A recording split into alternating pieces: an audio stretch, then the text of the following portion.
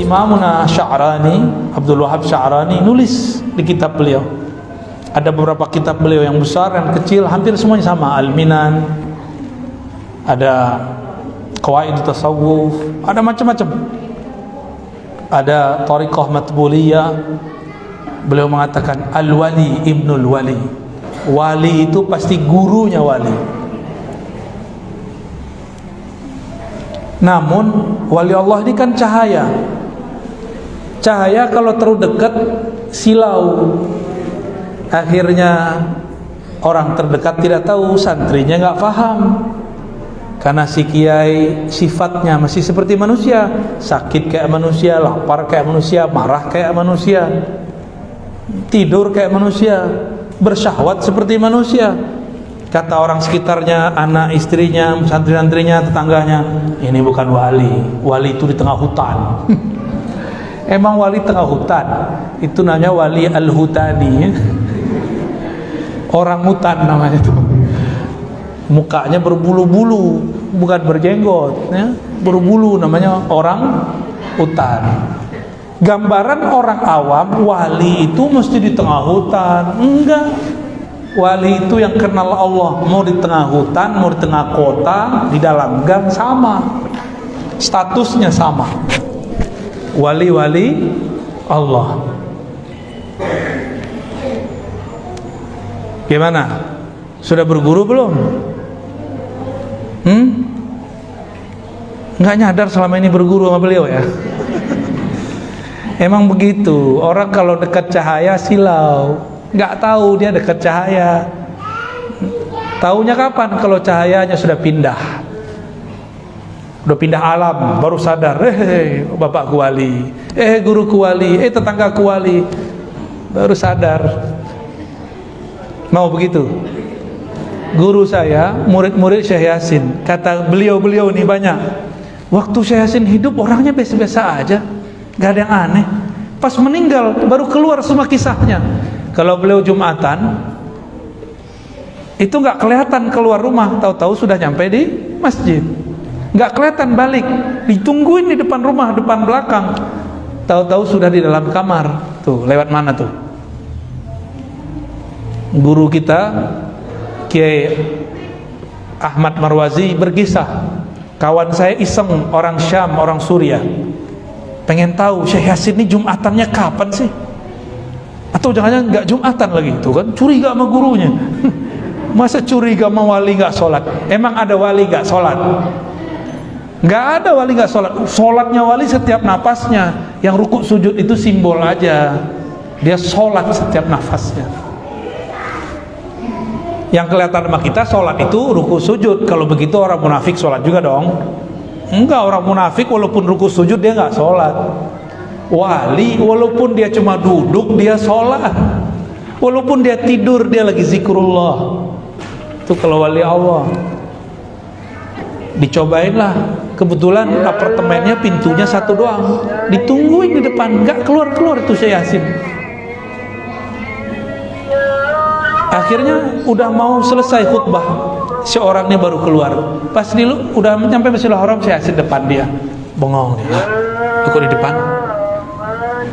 Pas sholat udah rame-rame lagi hilang, dia cepet pulang, nungguin. Syekh Yasin nggak datang-datang, karena udah nyampe di dalam. Baru sadar setelah beliau wafat. Inna lillahi wa inna ilaihi raji'un. Akhirnya nangis-nangis, ya Allah, guru kita meninggal, saya belum sempat ngaji, ya salam. Ya waktu hidup ditelantarin ya. Maka berguru kepada orang bersanad itu nikmat. Hal yang berat terasa ringan. Guru Muhammad Jailani, ya, Kiai Haji Muhammad Jailani, yang pesantren Banjari, itu berkisah kepada kita juga.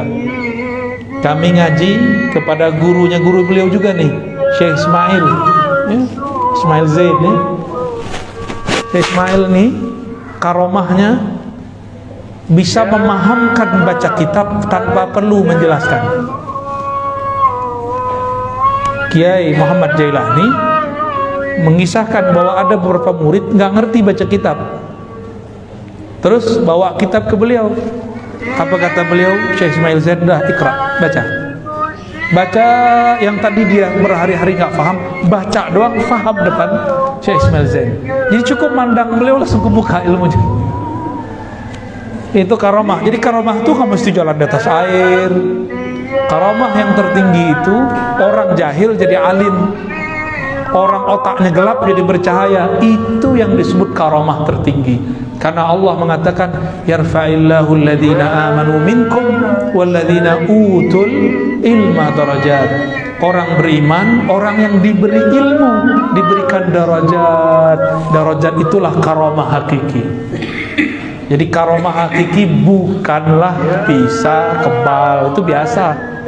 Guru beliau Mbah Yai As'ad Situbondo, kalau kebal apa segala macam itu cuma mainan. Ilmu beliau aslinya bukan itu. Aslinya beliau ilmu ma'rifatullah. Karena kenal kepada yang maha sakti, maka wirid apa aja jadi sakti. Tapi kalau belum kenal sama yang maha sakti, puasa 3 tahun juga nggak sakti-sakti. Pilih mana? Hah? Kenal yang maha sakti atau jadi orang sakti? Kenal aja ya. Nah itulah beliau Maulana Syekh As'ad. Nama lengkap beliau As'ad apa pakai? As'ad Syamsul Arifin. Udah sesuai namanya, Syamsul Arifin, pelita ahli ma'rifat. Orang tahunya kan beliau pelita orang-orang sakti. Itu hijab namanya. Jadi wali itu nutupin kewaliannya dengan macam-macam. Ada yang nutupinnya dengan kesaktian, ada yang nutupinnya dengan kelemahan. Sehingga orang mengira, masa saya wali? Orang aja sakit-sakitan. Guru saya Abu Ya Hasan Basri, setiap kami datang sakit. Setiap kami datang sakit. Sampai orang mengatakan, kita ini belajar debus sakti semua. Ini guru kita ini batuk aja nggak bisa ngobatin. Itu banyak yang belot. Itu yang belot-belot dulu, sekarang nggak beres zikirnya. Serius, wallahi. Yang dulu mengatakan, Buya Hasan Basri terhijab. Hijabnya apa? Baca kitab tuh. Kurang ajar gak murid ngomong, guruku terhijab karena baca kitab. Saya dengar langsung itu, bukan 1-2 murid, banyak murid. Waktu itu saya masih kecil, umur 12-13 tahun. Umur saya 15 beliau wafat. Jadi cuma ngaji 3 tahun sama beliau. Apa kata salah satu kawan saya, Abu Ya Hasan Basri, guru kita tuh, dia ngomong guru kita nggak lebih sakti daripada guru yang ini. Kewaliannya terhijab. Dia orang terhijab oleh baca kitabnya. Banyak sekali yang ngomong begitu. Hadirin hadirat maka Allah, kapan ilmu menghijab? Kapan zikir menghijab? Kalau ilmu dan zikir membuat dia merasa dirinya sesuatu. Contoh nih, saya habis ngaji dapat sanad dari Pak Kiai. Terus saya bilang, sanad saya lebih tinggi dari ente. Itu jadi hijab langsung tuh. Saya merasa saya doktor. Itu jadi hijab. Saya merasa saya dapat ijazah ini, ijazah itu, bisa baca kitab ini, hafal kitab ini. Itu jadi hijab. Merasanya itu yang jadi hijab. Ilmunya bukan hijab. Ilmu itu adalah hijab paling tipis antara kita dan Allah. Kenapa? Al-ilmu sifatun min sifatillah. Benar. Ilmu itu adalah salah satu sifat Allah. Siapa orang yang berilmu, jarak dia dan Allah cuma al-ilmu, satu hijab doang. Tapi dalam ilmu itu ada lagi lapisan hijab 70.000. Namanya hijab cahaya. Jadi satu bab hijab itu ada tirai-tirai penghalang. Ini yang membuat kemudian orang nggak ketemu-ketemu. Itulah juga yang membuat murid-murid nggak sadar gurunya adalah seorang kekasih Allah. Itu juga yang membuat seorang anak, seorang istri, seorang saudara, tetangga nggak sadar kalau orang-orang yang dia dekati, guru-gurunya itu adalah kekasih-kasih Allah. Bahkan kadang-kadang si kiainya nggak sadar kalau dia kekasih Allah. Maka Maka wali ini ada tiga. Ada wali am, wali umum, itu semua orang beriman wali umum. Ada yang kedua, wali khawas, wali yang spesial. Ini orang-orang yang sudah mulai diberikan ilmu mengenai nama-nama Allah, sudah diberikan ilmu mengenai perbuatan af'al Allah, sudah mulai diberikan ilmu mengenai sifat-sifat Allah. Ini khawas. Wali yang ini dia sadar kalau dia wali. Dia dikasih tahu sama Allah atau dikasih tahu oleh Rasulullah. Karena yang angkat wali siapa? Kalau yang wali kota ngangkat siapa? DPR. Wali kota diangkat nggak? Diangkat. Masa wali alam nggak diangkat? Kalau nggak diangkat namanya wali PA. Wali kelas saja ada suratnya. Benar, ada wali kelas di sini? Ya, ada suratnya kan? Ada rapatnya, ada penunjukan. Kamu jadi wali kelas ya, minimal begitu. Benar nggak? Apalagi jadi wali Allah, pasti diangkat. Cuma ada yang nggak sadar kalau dia diangkat, berarti dia wali biasa. Berdebatlah dua imam. Satu Ibnu Furak. Ibnu Furak ini murid dari Al-Bahili. Bahili berguru kepada Imam Abul Hasan Al-Ash'ari. Berarti cucu murid. Kata Ibnu Furak, al-wali la ya'rif annahu wali. Wali itu gak sadar kalau dia seorang wali. Kawan dia namanya Abul Qasim Al-Kushairi yang juga berguru, jadi kawan berguru. Tapi makomnya karena dia bertasawuf lebih tinggi daripada Ibnu Furak. Abul Qasim Al-Kushairi, pengarang Ar-Risalah Kushairiyah, mengatakan, la ya sayyidi, al-wali ya'rif bi annahu al-wali. Kekasih Allah, wali Allah sadar kalau dia seorang wali. Dia dikasih tahu oleh Sang Maha Wali, Allah Subhanahu wa ta'ala. Dua orang ini dua-duanya benar. Ibnu Furak lagi ngomong wali am, Imam Kushairi lagi ngomong wali khas. Ada wali khawasul khawas, ilmunya sudah sampai kepada ujung sifat Allah yang tak terbatas itu, dan masuk kepada babnya, bab tentang ma'rifatu zatillah. Ya, nah, itu di akhir zaman banyak tuh nanti. Kalau dulu-dulu yang terkenal kan Syekh Abdul Qadir Jilani, Imam Sayyid Ahmad Ar-Rifai, Muhammad bin Abdul Karim Sammani, ya, itu yang dulu-dulu. Abu Yazid Al-Bustami, Junaid Al-Baghdadi, Al-Hallaj Al-Shibli, qaddasallahu asrarahum. Itu wali-wali Allah zaman dulu, ya. Pertanyaannya, bagaimana caranya jadi wali? Mau nggak jadi wali? Ya, ini hasil diskusi dengan wali-wali, ya. Wali murid, wali kota, wali murid. Nah, kita turunin dikit deh. Wali murid, wali kelas, wali kelas.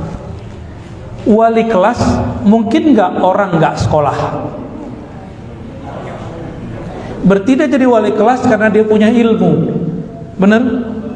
Dan dia mengerti persoalan murid.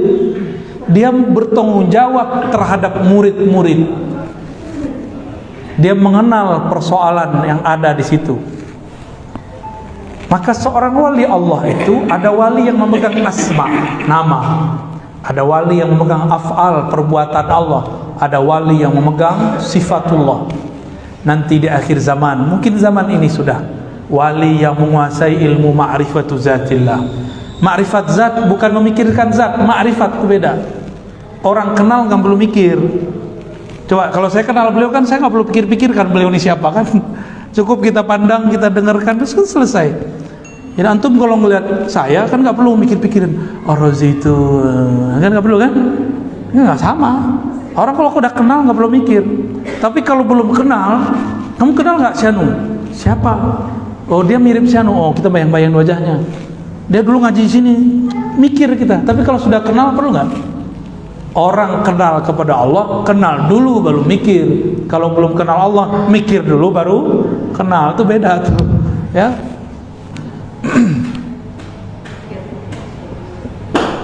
cara menjadi kekasih Allah sangat mudah. Fa'lam annahu la ilaha illallah wastaghfir li dzanbik, sampai akhir hadis. Sampai akhir ayat surat Muhammad ayat 19. Maka fa'lam, al-ilmu dalam bahasa Arab itu al-idrak at-tam, la yadkhuluhu syak wala raib. Maka berilmulah engkau, ilmuilah mengenai la ilaha illallah. Apa itu ilmu dalam bahasa Arab? Al-ilmu itu idrak at-tam, pengetahuan yang cukup mengenai apa? Mengenai la ilaha illallah tanpa ada syak. Jadi pintu jadi wali Allah masuknya lewat la ilaha. Maka semua zikir-zikir wali pasti dimulai dengan syahadat, asyhadu an la ilaha illallah wa asyhadu anna muhammadar rasulullah. Itu babul walayah, pintu kewalian itu dimulai dari syahadat. Benerin dulu syahadatnya, mengerti ilmu tentang rahasia syahadat. Ya, ini banyak tanya ke Pak Kiai kita, ini syahadat itu apa sebenarnya? Nanti dijelasin beliau, keluar ilmu ya Mbak Yai As'ad nanti itu insya Allah. Ada beberapa ulama itu kalau nggak ditanya nggak jawab, diem aja ya. Banyak ada ulama yang dia maksa muridnya, sini kamu enak tuh jadi murid, begitu dipaksa jadi wali ya. Tapi kalau yang diem berarti ada mutiara yang sedang dia sembunyikan. Yang mutiara itu nggak mungkin dia obral. Ini yang dia rahasian terus nih. Bapak Ibu, sahabat-sahabat, ya, Ustadz, asatizah. Jadi kunci jadi wali yang pertama fa'lam, ilmuilah hakikat la ilaha illallah. Bukan hanya teori kalam, tapi juga zauqi, secara zauq qalbu dan rohani. Maka kalau beruntung cari guru mursyid, ambil talqin kepada beliau ya. Jangan minta ke saya mulu ya. Tarekat saya bukan tarekat talqin. Talqin itu nomor sekian. Ngaji dulu, fa'lam dulu, ketahui dulu ilmunya baru talqin. Fa'lam dulu baru talqin. Jangan talqin dulu baru fa'lam. Jangan kebalik-balik. Kenapa banyak murid sudah bertarekat masih kacau? Karena dia talqin dengan nafsu, ilmunya tidak diambil. Jadi saran saya, jangan buru-buru minta talqin, minta baiat. Ilmui dulu yang mau dibaiatkan. Ilmui dulu apa yang mau dibaca. Yang dibaca la ilaha illallah, maka kenal dulu siapa yang disebut Allah. Nanti kalau sudah talqin baru disebut namanya, sudah bergetar jantung dan batinnya. Tapi kalau talqin dulu baru berilmu, gurunya nggak kuat kolbunya, nggak ada getaran di kolbu. Kalau gurunya kuat bisa bikin getaran, karena berkah getaran beliau yang melimpah. Dan yang kedua, wastaghfir li dzambika, mohon ampunlah engkau. Ini Allah ngomong ke Nabi Muhammad. Allah berbicara ke Nabi Muhammad. Nabi Muhammad gak punya dosa, tapi Allah tetap katakan engkau mohon ampunlah terhadap dosamu. Apa itu dosa para nabi, para rasul? Nabi itu berdosa gak? Akidah Ahlussunnah sepakat mengatakan Nabi tidak berdosa, besar ataupun kecil. Lupa ya, keliru boleh, tapi dosa tidak ada. Nabi pernah lupa sholat zuhur jadi 3 rakaat. Supaya lupanya menjadi satu bab dalam ilmu, babun nisyan, babul khata. Maka muncullah satu ilmu. Jadi lupanya Nabi jadi ilmu, namanya sujud sahwi. Kalau kita lupa jadi apa? Nggak jadi ilmu ya? Enggak. Kalau kita lupa, kalau guru lupa jadi berkah bagi murid. Alhamdulillah nama saya nggak dipanggil. Guru aja lupa, itu berkah bagi murid. Apalagi kalau Nabi yang lupa. Maka nisyanun Nabi kamalun li ummati wa rahmatun lahum. Kalau Nabi itu lupanya rahmat, lupanya kesempurnaan bagi umatnya. Nisyanul alim, lupanya orang alim, rukhsatun lil muridin. Rukhsah bagi murid-murid. Tapi jangan doain gurunya lupa terus, ntar nggak bisa ngajar.